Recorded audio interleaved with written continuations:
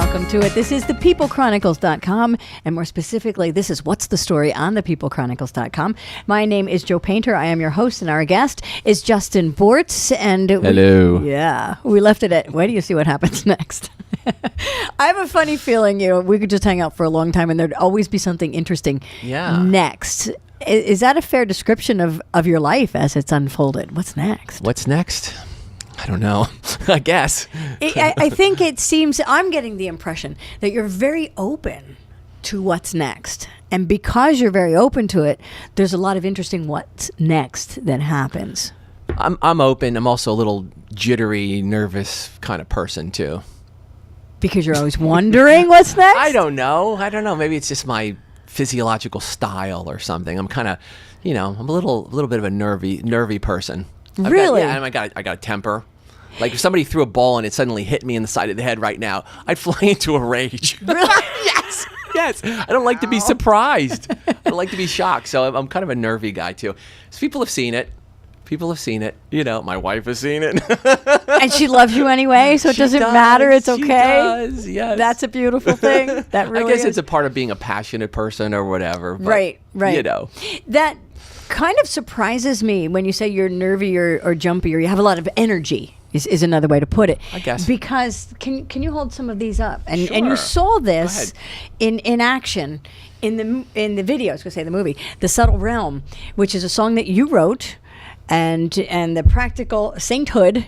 Practical Sainthood's my band. They performed. How long has that been together? The Practical Sainthood. Well, we were called Dear Martha, and then a few members dropped like away. Too. A few members dropped away. Martha left. And Martha did leave. Yes. Well, she wasn't Martha, but John was who brought the name Dear Martha to the band, and he left, and we lost Dan, and so we became something different. And I that's not true. Actually, the band kind of dismantled, and I didn't know what was going to happen. Right. It was just me and my guitar player Bill, my oldest best friend Bill Jordan, and I just we had a song called Practical Sainthood that we wrote about a friend of ours that took his life a couple of years back. Oh. And I just liked the name, and I felt it had a little bit more grit or a little more about what I'm about, and I just said, you know what, I want to form a band called Practical Sainthood.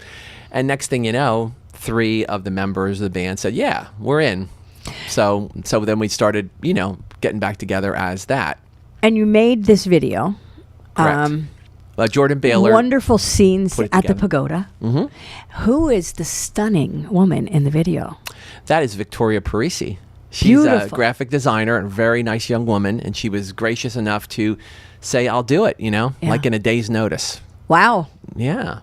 And also, as you watch the video, if you didn't see it, go back and check part 1 of this What's the Story, because the end of it is the video, The Subtle Realm. And there are shots of you designing like this.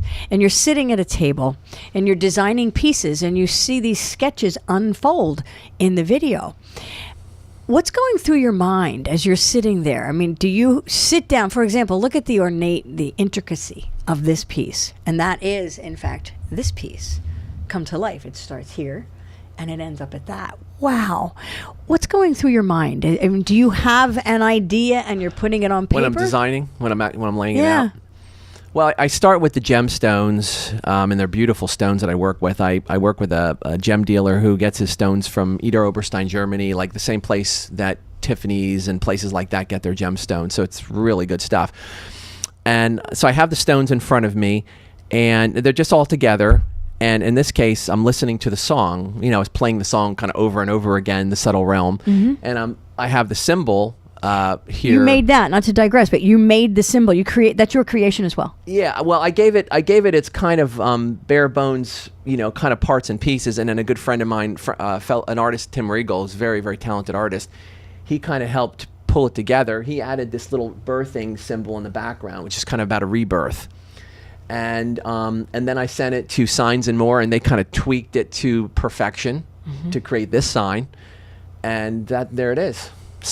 And so that's the name of this particular, not only the video, but this particular line of jewelry. Correct. And I've noticed as I'm sitting here, and I don't know if you can see this, But you'll see on this. Okay, I'm sorry. There's a little mistake with that one that I have to No, correct. you see that you see the design on the side of the pieces. Oh yeah, exactly. I didn't see anything other than the design. You'll see it on the side of each one, so that you know. Well, this is the Subtle Realm line, and it is that logo. So it's incorporated actually in a very subtle manner. The title, The Subtle Realm, partly comes from an interview I saw with George Harrison and Ravi Shankar. I don't know what show it was on. It was like I think it was in the mid to late 90s, where George Harrison says basically that it's hard to follow love into the subtle realm, kind of the line of my song. I mean, he didn't say it in those exact words, but he basically said a spiritual practice is it's a subtle art, and you have to become sensitive and open and vulnerable to connect with that higher love. And so that was kind of the unconscious sort of inspiration with the title and the song and the lyric. It's all sort of, in a way, dedicated to George Harrison, in a way. Okay, since you brought that up, and you talk about the connection, can we talk a little bit about the connection, for example, in this piece and that piece? Yes, I'd love to. This one has a lot to do with the heart, you told me. Yeah, it does.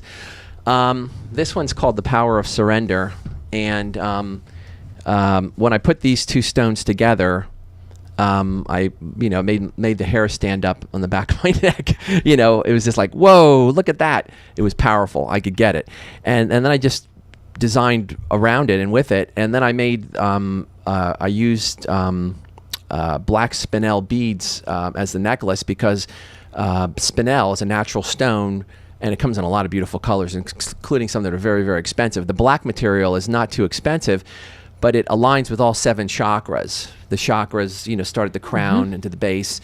And spinel is one of those very few gemstones. I have it in my ring right here. This is the spinel power ring for men. This is a very cool piece. I wear it all the time. To help open the chakra? I feel it. When I put this ring on, I can feel it. It just sort of centers me. And so this piece, this stone here is very, very valuable. It's a demantoid garnet. It's very rare and valuable. It's worth about $8,000 on its own. Wow. Yeah. But the green and the pink, both are stones that vibrate with the frequency with that color that opens the heart chakra, that opens the heart. So what you have here is basically the necklace that it's on is aligning with all 7 chakras, and then specifically the 2 stones are working together to open the heart chakra. So it's a very powerful, loving piece. And I think it exudes love, doesn't it? I mean, it does. Yeah. I mean, there's something that drew me right to it, right? There is. Yeah. So wait, before we leave that, it exudes love. It's about the heart. Can you imagine if you got that as a gift? And that begs the question, because all of these are just creations. I don't think just creations. In other words, I'm getting the impression you don't have this design and you're going to go try to make it. It kind of unfolds before you as you bring the pieces there and you let them resonate with you. Yeah. How do you know when somebody comes to Justin Bortz New World Jeweler? I got it. You rock. That that person walking in the store connected, because I sense that there is somebody meant for each of these pieces. How do you see that? Well, do you feel it's kind of, well, yeah, I think it's kind of like a feelingless voice in your head that just kind of a knowledge, just kind of like ching, like for instance, somebody will walk in and they'll say they're looking for something special, and that piece will just come to mind, just ching, just like that.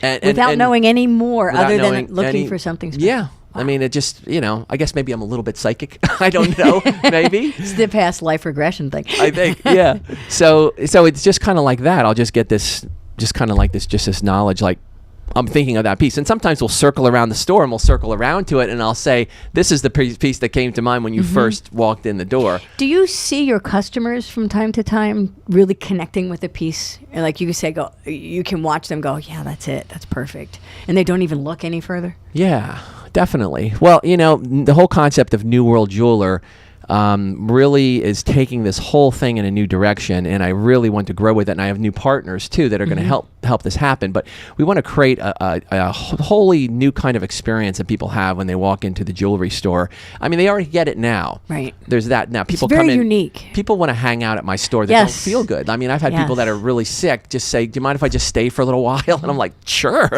please." What do you think about the energy from the gems and how it's speaking into different chakras? It's all those things, it's the energy from the stones. It's my intention. It's also my connection with a great spiritual teacher, Adida, that I had a painting of him in my store for a few years, and now it's in the back. But You've worked with him?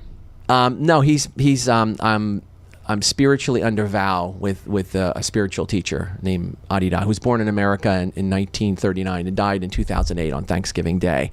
Yeah, but he was an enlightened master, and he's starting to be discovered by the world, but a lot of people don't know about him. How did you find out about him and get connected in such a manner? I was living in Seattle in 1985 to 87, and I started doing an intensive kind of therapy called The Process with a PhD therapist named Ron Weiss. Mm-hmm. And one day, a few months into it, I said to Ron, I never believed in the whole heaven and hell thing. If you're a good boy, you go to heaven. You're a bad boy, you go to hell. I said, it just seems so childish or, right. non-evolved. And he said, in response to that, he said, I know somebody who's in heaven and alive. I said, whoa, tell me more. So he told me about the Heart Master, Adida, and I just resonated with it and read some of his books. And then in 1998, I had a full-blown religious experience. And then in 2000, I became a devotee of Adida under vow. I went through courses. I, went through a kind of a harrowing, event of becoming under vow. It was, it was kind of almost tribal. It's a commitment. Yeah, but it was, commitment. And it was just, scares a lot of people. It felt pretty scary. I mean, you know what I mean? It was a big thing, but what's come of it, I've spoke with like shaman and spiritual people after that, and they tell me that he's right here. They can see him. He's with me all the time because I took this vow with him. So it's a very special relationship. But circling back around to Justin Bortz, New World Jeweler, people feel his presence in my store, and it's a very amazing, bright, powerful, loving presence. So which makes the pieces very powerful. They speak to you. They've exactly, and to the customer. I designed with him in mind. And see, that one reminds me, and we were saying this before we started taping this episode. While Subtle Realm, Ravi Shankar resonates there. There's the Indian music. Definitely. This is native Indian. That's how that one strikes me. Well, it was two parts to the inspiration of this piece, which I absolutely adore. I mean, I would wear this piece. This is a man or woman could wear this piece. My father, who passed away in October, he was 96, and he was a great guy and a sweetheart. And I was devoting this piece to him, and all these pieces are on chocolate. Do you see how these are chocolate colored? Yes. Well, my dad was Bortz Chocolate Novelties. He was a chocolatier. Oh my goodness! I didn't make that connection. Well, yeah. Well, I mean, I had to tell you. How would you have made that? When you start eating it. Yeah. So this piece I devoted both to my father, and I made it as if Adida was going to wear it. Oh. Yeah.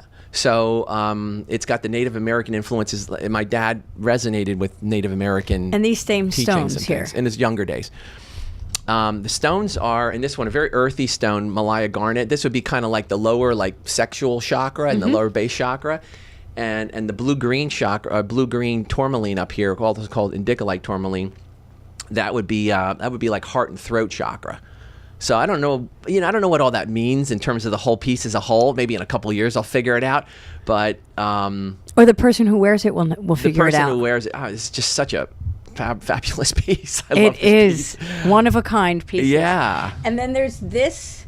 Yeah, and these I mean, two, they all have their favorites. Your logo, if you will, the Subtle Realm logo. There's the line of the Subtle Realm, and my friend Tim Riegel, the artist who helped me design this logo, said, do you know that's an S and an R that you've got there, right? And I'm like, what? Look at it, S, R, Subtle Realm. Oh my goodness! Isn't that weird? I did not see that. I didn't know it either. Like I told you earlier, I just drew that on a piece of white paper and the way it looked. You got them both. To me, it spoke of a journey. Wow. But it actually spells out Subtle Realm. That's how crazy this invisible process can be. It just unfolds with amazement before your eyes as you realize how powerful things are. Now, this piece, which is not so subtle, ironically enough, is called the Subtle Realm. Now, I title them before I make them. So that kind of gets me out of the picture, too. In other words, I lay out the stones in some sort of format, and I go, okay, this one's going to be called the Subtle Realm, and then I start designing it. And that is on the side of each of those gem holders. Yes, it is. The symbol is there, yes. So you have the rose quartz that opens the heart chakra here. This is golden beryl, which is not your typically found. It's a sister stone emerald and aquamarine, and this is your killer Siberian quality amethyst, the best. Yeah. Royal purple with red flashes, and then you also have rose cut diamonds here from the 1800s, which empower it. They say diamond empowers the other gemstones and what they're up to. It just gives it greater frequency or something like that. I'm no expert on it, trust me. This piece, He sounds like one though, doesn't he? I'm telling you. maybe in some kind of a way. This piece has blue spinel as the peak of the stones, and again, spinel aligns with all 7 chakras. But in this case, it's blue, so it's going to deal with the throat and your vocalizing and your expression, right? Which is kind of cool. I need because, that one. That's what I do for a living. See, okay. See, I thought it was that Yeah. one. I need that one. And then you have a beautiful aquamarine here, which is again about vocalizing, and then the purple stone, which is your third eye. So, interestingly enough, this is the same title as the name of my band, Practical Sainthood. So, vocalizing, it's interesting how it all kind of comes together. So, so that's the story. So There are 10 pieces. Man of Understanding, Subtle Realm, Practical Sainthood, and Power of Surrender, which is the most powerful piece. You just go, wow. You can keep looking at it. You can see them all at Justin Bortz, New World Jeweler, and that's on Penn Avenue in West Reading, 373-1101, 610-373-1101, or justinbortz.com. You went back to the early 90s back there where you didn't have to put the 610 or the 215 or any of that. I lived back in the early 90s. I'm really not this old, honest. There is a lot to see, and I want to thank you, Justin, for coming in and sharing your story. My pleasure. With us on What's the Story. It's so nice to be interviewed by someone who's so good at interviewing. You make it easy. All the guests do. This is thepeoplechronicles.com.